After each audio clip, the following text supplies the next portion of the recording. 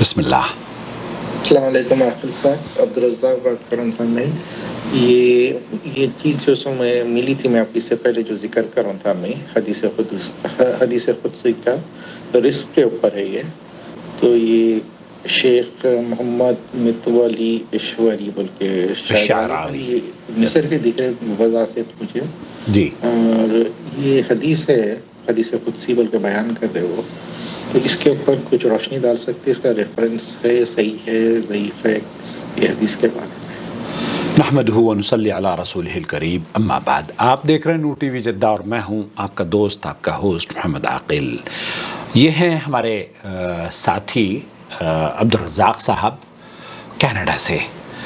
اس channel کے لیے جو میری آواز آپ لوگوں تک پہنچ رہی ہے، اس خوبصورت مائک اور اس فریم کے ذریعے جو شکل میری آپ دیکھ رہے ہیں، وہ انہوں نے ہی بطور تحفہ، بلکہ ان کی مائک وغیرہ جو تحفے میں اکثر بھیجتے رہتے ہیں، اللہ تعالیٰ ان کی مال میں برکت عطا فرمائے۔ بھائی یہ جاننا چاہ رہے ہیں، شیخ متولی شعراوی معروف عالم دین ہے، مصر کے بہت بڑے علماء میں ان کا شمار ہوتا ہے۔ آپ نے اگر ٹی وی پر دیکھا ہوگا تو ٹیڑھی ٹوپی اکثر اوڑھ کے تقریر کیا کرتے تھے، جی ہاں۔ اور 1980s میں سعودی عرب میں ان کی ویڈیوز باقاعدہ طور پر سعودی چینل پر نشر کی جاتی تھی، جی ہاں بھائی۔ اور اصل میں سعودی عرب کے علماء اور مشائخ نے بہت سے علماء کو ایوارڈ دے کر اور ان کی باتوں کو نشر کر کے انہیں ثقہ یا انہیں ایک اوتھنٹک اسکالر بنانے کی میرے خیال سے وہ غیر شعوری طور پر کام ہوا ہے، لیکن یہ اس سے قطع نظر کہ یہ اس میں کسی کا اختلاف نہیں ہے کہ شیخ شعراوی بہت بڑے عالم تھے، لیکن جو یہاں یہ حدیث بیان کی جا رہی ہے، اس حدیث کے سلسلے میں بھائی عبدالرزاق جاننا چاہ رہے ہیں کہ اس کی صحت کے بارے میں کیا خیال ہے۔ میں آپ کو ان شیخ متولی شعراوی کیا بول رہے ہیں وہ سنواتا ہوں۔ یا ابن آدم لا تخافن من ذی سلطان۔ یہاں شیخ متولی شعراوی یہ فرما رہے ہیں کہ حدیث قدسی ہے، اور حدیث قدسی کیا ہے؟ اے ابن آدم، کسی سلطان، کسی حاکم سے، کسی بادشاہ سے مت ڈرو جب تک میرا اقتدار باقی رہے، اور میرا اقتدار کبھی ختم نہیں ہونے والا۔ تو یہ حدیث قدسی کے طور پر شیخ شعراوی بیان کر رہے ہیں۔ یقول اللہ عز وجل یا ابن آدم لا تخافن من ذی سلطان، لا تخافن من ذی سلطان ما دام سلطانی باقیا۔ تو یہاں جو شیخ فرما رہے ہیں وہ یہ کہ ابن آدم، کسی حاکم سے مت ڈرو جب تک میرا اقتدار باقی رہے، اور میرا اقتدار کبھی ختم نہیں ہونے والا۔ تو یہاں کچھ باتیں تو ایسی ہیں اور خوبصورت الفاظ ہیں، جب آدمی سنتا ہے تو بہت متاثر ہو جاتا ہے۔ اسی طرح کی ایک اور حدیث ہے جس میں یہ کہا جاتا ہے کہ اے ابن آدم، ایک تیری چاہت ہے اور ایک میری چاہت ہے، ہوگا وہی جو میری چاہت چاہے گی۔ اس حدیث کے بارے میں بھی اس سے اگلی ویڈیو میں آپ کی خدمت میں پیش کروں گا۔ تو شیخ شعراوی یہ فرما رہے ہیں کہ اور اس کے بعد اللہ تعالیٰ یہ فرماتا ہے، اور یہ حدیث قدسی ہے، یہ کہہ رہے ہیں اے ابن آدم، رزق کی تنگی سے مت ڈرو، اور میرے خزانے بھرے ہیں، اور میرے خزانے کبھی ختم نہیں ہونے والے، میرے خزانے کبھی ختم نہیں ہونے والے۔ وسلطانی لا ينفد ابدا، وسلطانی لا ينفد ابدا۔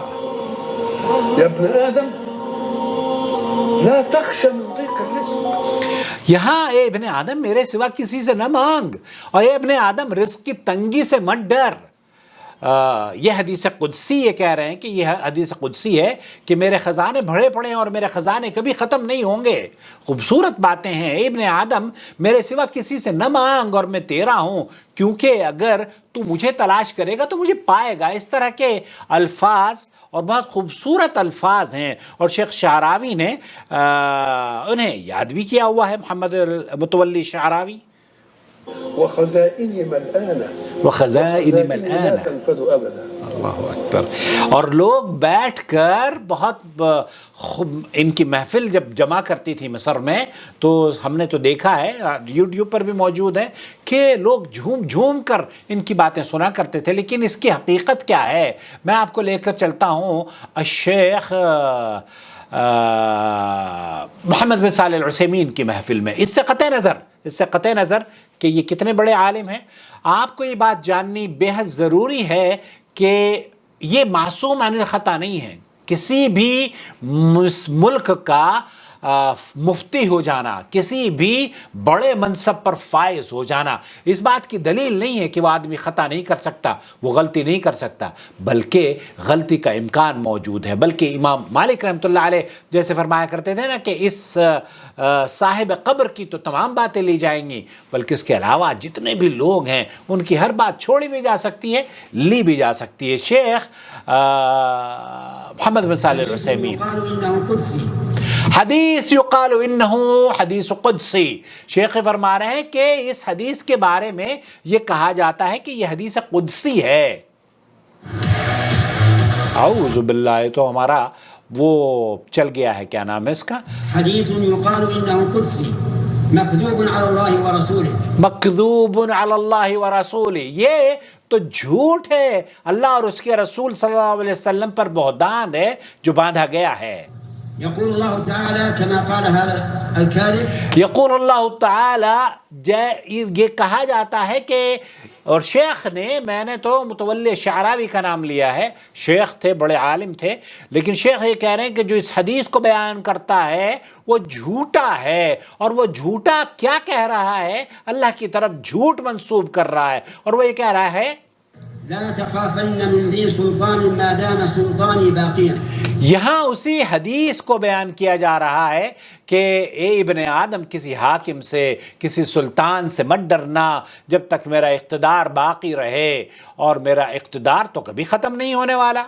الى آخر المکذوبہ، الہ آخری المکذوبہ، شیخ یہ کہہ رہے ہیں الہ آخر الحدیث نہیں، بلکہ اس آخری جھوٹ کے آخری جملے تک یہ جھوٹ پر مبنی ہے. هذا ايضا كذب لا صحة له، لا صحت لہ، یہ جھوٹ ہے، بے بنیاد ہے، اس کی کوئی سند نہیں ہے. لا صحت لہ، دلیل علیہ، لا دلیل علیہ، بل هو موضوع لا ریب فیہ، بل موضوع، یہ تو روایت ہی جھوٹی ہے، موضوع ہے، اس میں کوئی شک اور شبہ کی گنجائش نہیں ہے. ان سلطان اللہ تعالی باق علی کل حال، اس میں تو کوئی شک نہیں ہے کہ اللہ رب العالمین، جیسے میں نے عرض کیا کہ اس کے الفاظ بہت خوبصورت ہیں، لیکن کیا یہ نبی کریم صلی اللہ علیہ وسلم نے حدیث قدسی کے طور پر بیان کی ہے؟ تو یہ حدیث قدسی کے طور پر نبی علیہ الصلوۃ والسلام نے نہ بیان کی ہے، اور نہ ہی کسی محدث نے، کسی احادیث کے ذخیرے میں جو